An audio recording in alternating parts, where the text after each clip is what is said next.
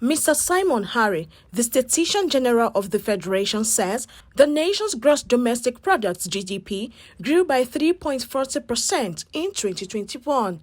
He said this in Abuja at a media conference on the nation's GDP for 2021 and the fourth quarter in the year under review. However, in Nigeria, the prospects of consolidating the recovery is glaring considering the improved economic performances over these periods of time. It is therefore important to also mention that the annual GDP growth rate of 2021 currently stands at 3.40%, and that is by taking the average of the 4 quarters starting from quarter 1 to quarter 4.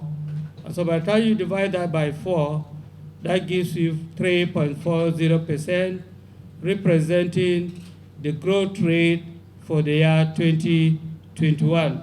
In terms of real GDP, which shows volume of economic activities, the fourth quarter 2021 recorded 20.33 trillion naira, which was higher by 778.91 billion than the 19.55 trillion recorded during the fourth quarter of 2020.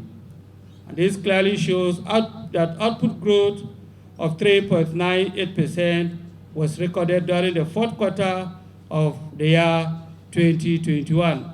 Harris said that the air, rail and road transport witnessed high demand in fourth quarter 2021 due to the festive season and easing of travel restrictions, while growth of financial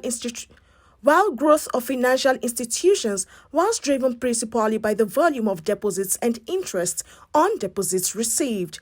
The fastest growing activities in real times during the fourth quarter of 2021 GDP estimates were 1.